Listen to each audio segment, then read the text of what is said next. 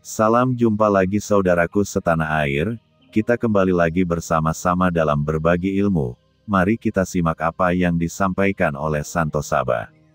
Beliau Santo Saba menyampaikan bahwa bulan itu dibuat oleh manusia. Apakah Anda percaya itu? Jika Anda percaya, klik tanda suka, dan jika tidak percaya, tulis komentar. Kalian bisa menulis apapun untuk menanggapinya. Mari kita lanjutkan. Kita akan bahas apa yang ditulis dalam artikelnya tentang bulan. Menurut catatan pada artikelnya tentang bulan sebagai berikut. Christopher Knight adalah seorang penulis yang telah menulis beberapa buku yang membahas teori konspirasi pseudosains seperti geometri 366 derajat dan asal-usul Freemasonry. Dalam sebuah wawancara tentang buku, Who Built the Moon 2005, Knight menyatakan bahwa bulan adalah konstruksi buatan yang mungkin dibangun oleh manusia dengan pesan dalam aritmatika basis 10. Sehingga tampak seolah-olah ditujukan kepada spesies 10 digit yang hidup di bumi saat ini, yang tampaknya itu berarti adalah manusia. Menurut Knight, bahwa bulan adalah konstruksi buatan dibangun oleh manusia dengan pesan dalam aritmatika basis 10. Dia percaya bahwa bulan diciptakan untuk memungkinkan kehidupan di bumi, termasuk manusia, dan bahwa pembangun yang paling mungkin adalah manusia masa depan yang menggunakan perjalanan waktu. Itu semua di atas tertulis pada artikel Santo Saba. Sebelum kita lanjutkan membahas tentang bulan, bagi kalian yang baru menemukan channel ini, luangkan waktu untuk klik tanda subscribe, untuk kita berbagi ilmu pada video selanjutnya. Bagikan dan share jika isi video ini bermanfaat, juga tinggalkan komentar. Mari kita lanjutkan. Fahami, perjalanan sejarah manusia tidak berjalan linier seperti garis lurus, dimulai angka 1 hingga 100 dan angka 1 bukan purba. Jadi, masa manusia maju dimungkinkan pernah ada di masa lalu. Ada teori yang menyatakan bahwa bulan terbentuk ketika bumi yang berputar cepat mengeluarkan sebagian masanya. Teori ini diajukan oleh George Darwin, putra dari ahli biologi terkenal Charles Darwin, pada tahun 1879, dan tetap populer hingga era Apollo, yang mendarat di bulan. Hipotesis kedua menyatakan bahwa bumi dan bulan terbentuk bersama sebagai sistem ganda dari cakram akresi primordial tata surya. Terakhir, hipotesis ketiga menyatakan bahwa bulan mungkin merupakan planetoid yang ditangkap oleh gravitasi bumi. Penjelasan modern untuk asal-usul bulan biasanya adalah hipotesis tumbukan raksasa, yang menyatakan bahwa sebuah benda seukuran Mars menabrak bumi, sehingga membentuk cincin puing yang akhirnya terkumpul menjadi satu satelit alami, yaitu bulan. Hipotesis tumbukan raksasa saat ini merupakan hipotesis ilmiah yang disukai untuk pembentukan bulan. Menurut artikel yang ditulis Santo Saba sebagai berikut. Skeptisisme ilmiah, atau skeptisisme rasional, adalah posisi seseorang yang mempertanyakan klaim yang kurang memiliki bukti empiris. Skeptisisme ilmiah berbeda dengan skeptisme filosofis. Skeptisisme ilmiah menggunakan pemikiran kritis dan pembuktian melalui induksi ketika mencoba melawan klaim yang kurang memiliki bukti. Dalam praktik, istilah ini biasanya digunakan untuk pengecekan klaim dan teori sebelumnya yang kemungkinan merupakan semu, ambigu, dan tidak ilmiah. Bagaimana menurut Anda terhadap teori Santo Saba? Apakah Anda setuju? Jika setuju, klik tanda like, dan jika tidak, tulis pada kolom komentar apa pendapat Anda. Masih menurut Santo Saba, arkeoastronomi dieja dengan dua kata, archeo dan kata astronomi, adalah studi interdisipliner atau multidisipliner tentang bagaimana orang-orang di masa lalu memahami fenomena di langit, bagaimana mereka menggunakan fenomena ini, dan apa peran langit dalam budaya mereka. Arkeoastronomi sering disandingkan dengan etnoastronomi, studi antropologis tentang pengamatan langit dalam masyarakat kontemporer. Arkeoastronomi juga terkait erat dengan astronomi historis, penggunaan catatan historis peristiwa langit untuk menjawab masalah astronomi, dan sejarah astronomi, yang menggunakan catatan tertulis untuk mengevaluasi praktik astronomi masa lalu. Salah satu situs terkenal di mana catatan sejarah digunakan untuk menafsirkan situs, adalah situs yang bernama Chichén Itzá, yang terkenal dengan suku Maya. Salah satu contoh yang bisa diabaikan tanpa catatan sejarah adalah ketertarikan suku Maya terhadap planet Venus. Ketertarikan ini dibuktikan dengan artefak kuno Codex Dresden, yang berisi tabel. Artefak ini menampilkan informasi tentang penampakan Venus di langit. Siklus-siklus ini akan memiliki signifikansi astrologi dan ritual karena Venus dikaitkan dengan Quetzalcoatl atau Xolotl, pada budaya suku Maya. Asosiasi fitur arsitektur dengan tatanan Venus dapat ditemukan di Chichén Itzá, Uxmal, dan mungkin beberapa situs Mesoamerika lainnya. Bumi dan bulan juga memiliki nama yang feminin dalam berbagai bahasa, Gaia Terra, Selene, Luna, namun nama-nama tersebut berasal dari bumi dan bulan dan bukan sebaliknya. Planet ini dideskripsikan dalam teks-teks kuneiform artefak Babilonia seperti Prasasti Amisaduqa, yang berasal dari tahun 1600 sebelum Masehi. Masih menurut teori Santo Saba, mari kita simak. Hermeneutika adalah salah satu jenis filsafat yang mempelajari tentang interpretasi, makna. Nama hermeneutika diambil dari kata kerja dalam bahasa Yunani yaitu hermeneuein, yang berarti menafsirkan, memberi pemahaman atau menerjemahkan. Jika dirunut lebih lanjut, kata kerja tersebut diambil dari nama Hermes, dewa pengetahuan, dalam mitologi Yunani yang bertugas sebagai pemberi pemahaman kepada manusia terkait pesan yang disampaikan oleh para dewa-dewa di Olympus. Fungsi Hermes penting sebab bila terjadi kesalahpahaman tentang pesan dewa-dewa, akibatnya akan fatal bagi seluruh umat manusia. Hermes harus mampu menginterpretasikan atau menyadur sebuah pesan ke dalam bahasa yang dipergunakan oleh pendengarnya. Sejak saat itu, Hermes menjadi simbol seorang duta yang dibebani dengan sebuah misi tertentu. Berhasil tidaknya misi itu sepenuhnya tergantung pada cara bagaimana pesan itu disampaikan. Oleh karena itu, hermeneutik pada akhirnya diartikan sebagai proses mengubah sesuatu atau situasi ketidaktahuan menjadi mengerti. Sebagai istilah ilmiah, hermeneutika diperkenalkan pertama kali sejak munculnya buku dasar-dasar logika, Prihermeneias karya Aristoteles. Sejak saat itu pula konsep logika dan penggunaan rasionalitas diperkenalkan sebagai dasar tindakan hermeneutis. Konsep ini terbawa pada tradisi beberapa agama ketika memasuki abad pertengahan Medieval Age. Hermeneutika diartikan sebagai tindakan memahami pesan yang disampaikan Tuhan dalam kitab sucinya secara rasional. Itu menurut Santo Saba.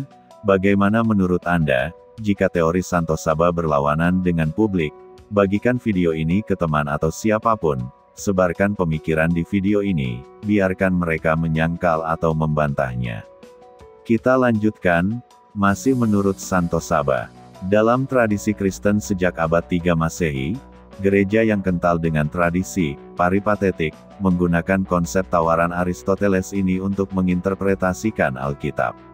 Sedangkan dalam tradisi filsafat Islam, ulama kalam menggunakan istilah ta'wil sebagai ganti dari hermeneutika untuk menjelaskan ayat-ayat mutasyabihat.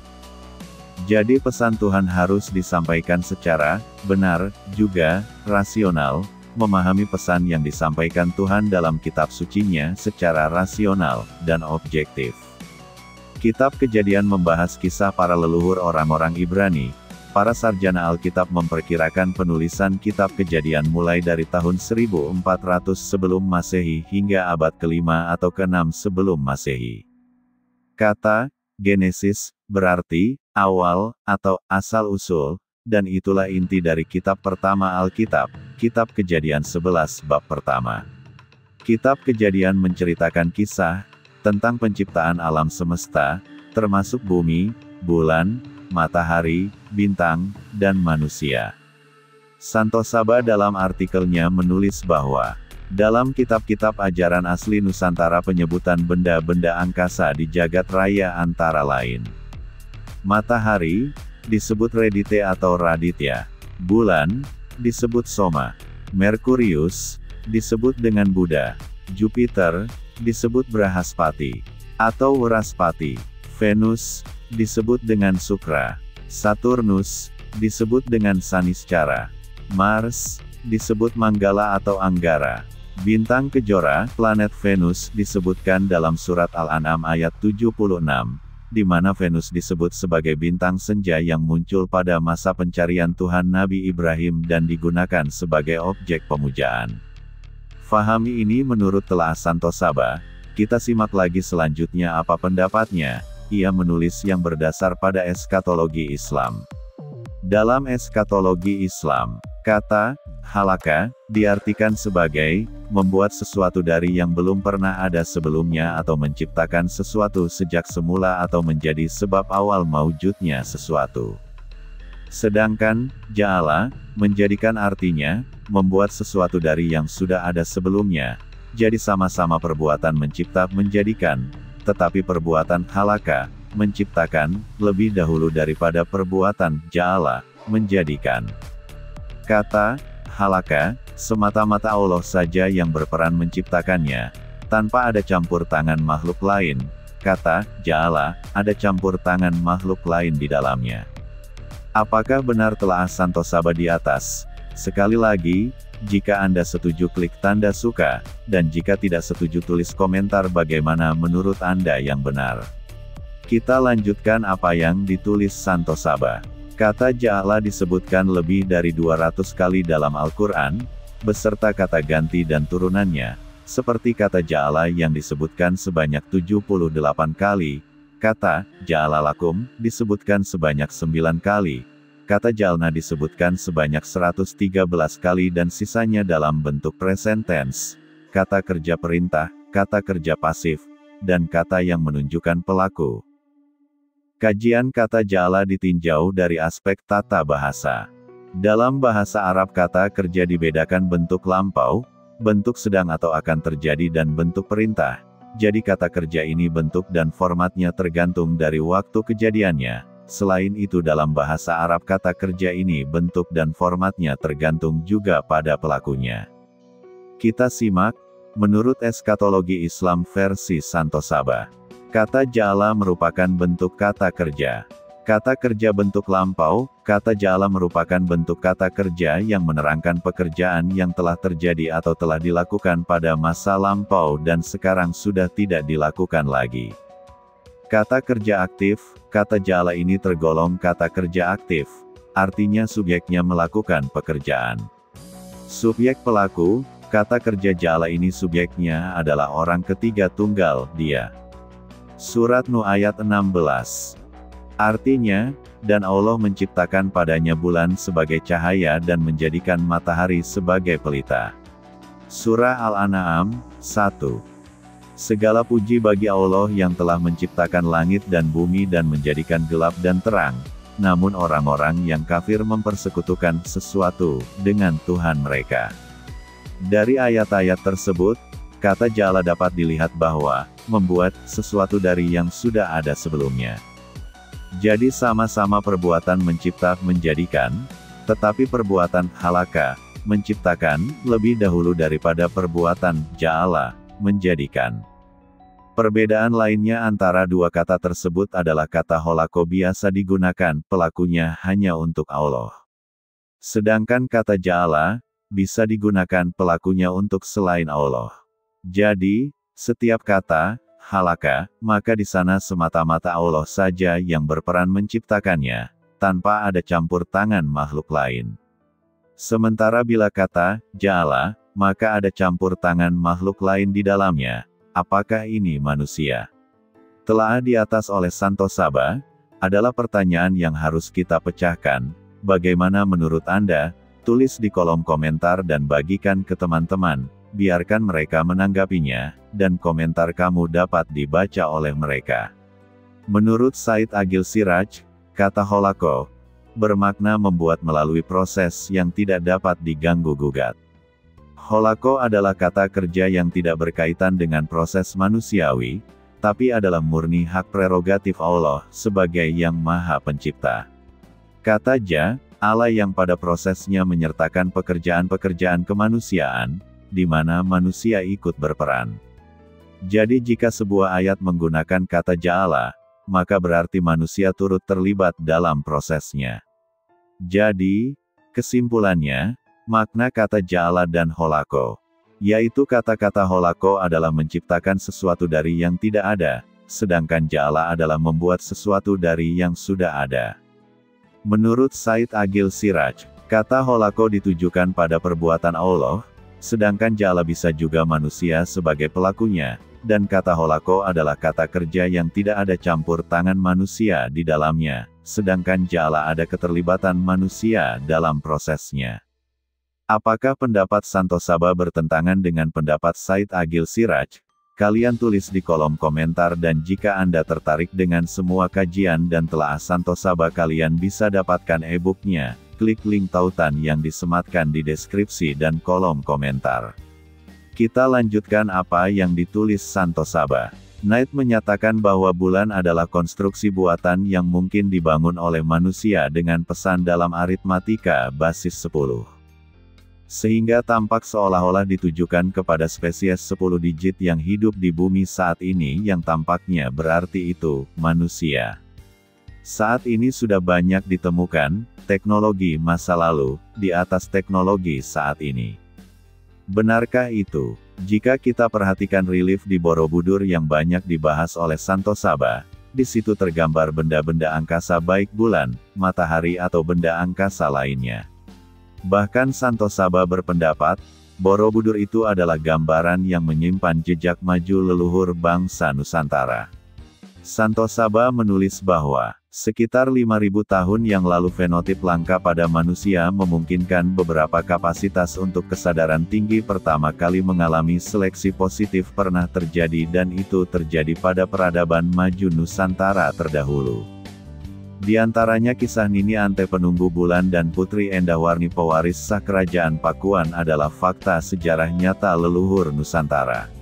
Itu semua menurut Santosaba. Bagaimana menurut Anda? Jika teori Santosaba berlawanan dengan publik, bagikan video ini ke teman atau siapapun, sebarkan pemikiran di video ini, biarkan mereka menyangkal atau membantahnya. Juga membaca pendapat Anda di kolom komentar. Jejak rekam digital akan merekam semua ini, dan generasi maju akan datang dapat melihat apa yang Anda komentari. Apakah terbukti benar?